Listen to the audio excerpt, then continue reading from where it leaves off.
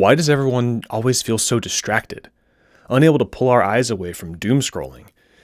You've heard the theories of needing to find your passion, or start working out more, or you need to try this new scheduling method, or get this planner. But I don't think you're lazy, and I don't think you have a discipline problem, and I don't think that any of those things are actually going to solve what's going on here. I think it's something else entirely. Scarcity mindset is ruining your ambition and making you complacent. But is there another option? What even is scarcity mindset? See, I've been thinking lately about how to change my thoughts to be more of a default towards gratitude and trust, moving away from fear. And fear really is the root of what's going on here, the thing that's driving that scarcity mindset. And it shows itself in two symptoms. The first, I think, is urgency, which sounds good, and so it's kind of tricky. And the second is distraction, often in the form of perfectionism, which also sounds good. And which is why I think this is such a endemic problem today, because we're getting distracted and we're urgent. In real life, this might look like rushing to finish things without thinking it all the way through. If you do things fast, then you feel this sense of accomplishment because, you did it quickly.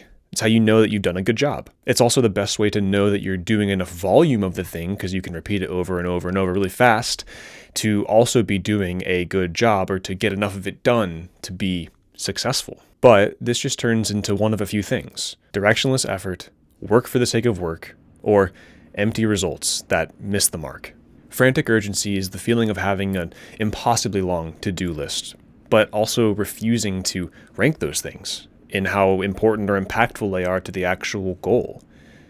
You're doing hard work, but it's like shiny object syndrome. You're just bouncing from task to task without any clear direction through the forest of ideas, and definitely without a good reason or backing behind those ideas.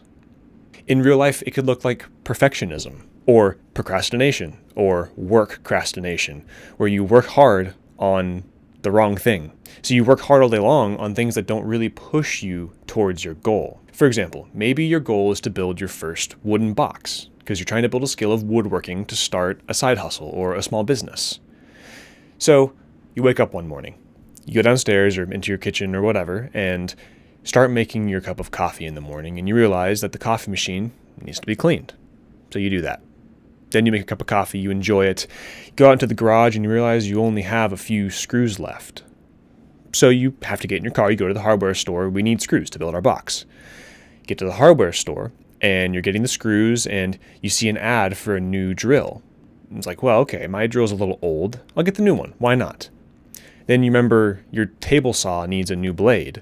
And so you go and you find a new blade for the table saw. You do a little bit of research on which one's going to be the best. It's going to actually give you the nice cleanest cuts for this box so it comes together nicely.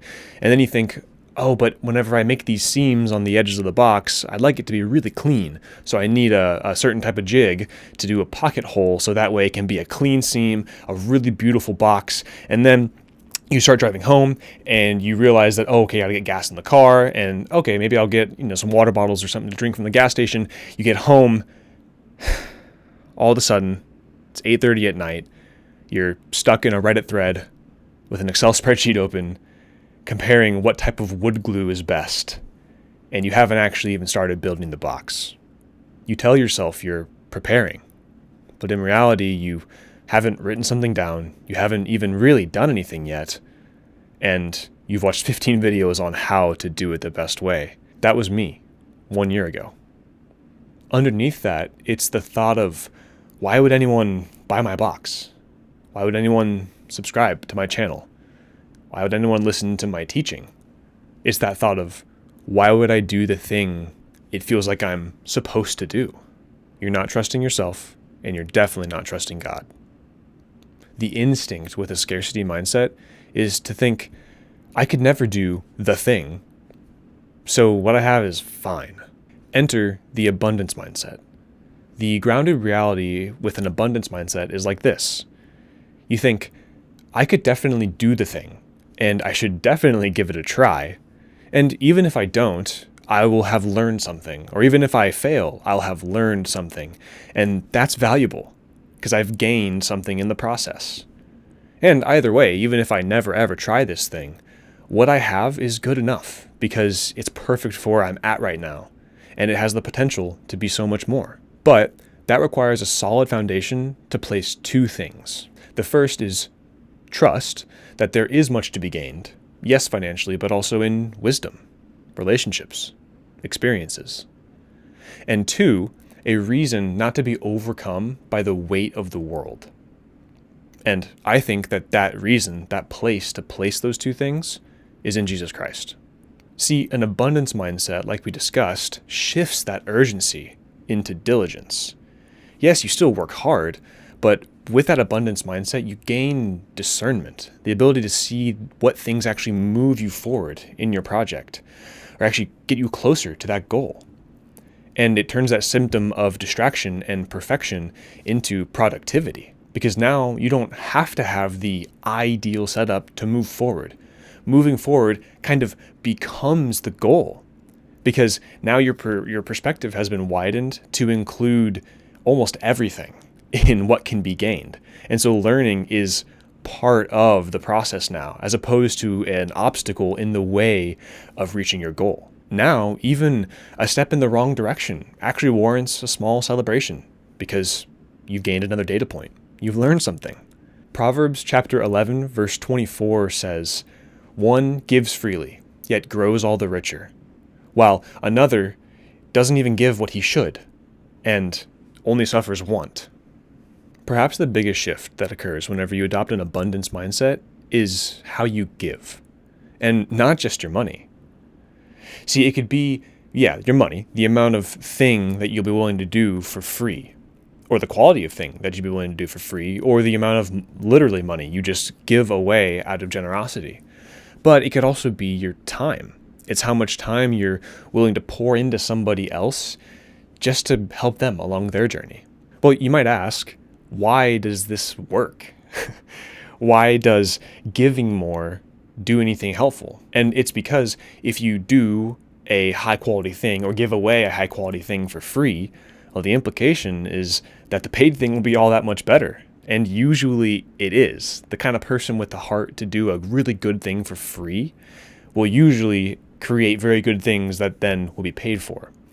And if you're pouring into somebody else, first of all, that just kind of feels good because you get to kind of dump your knowledge of something into somebody else, which helps crystallize it for you.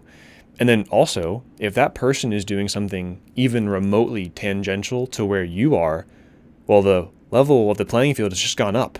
And the thing that you're doing is now better overall.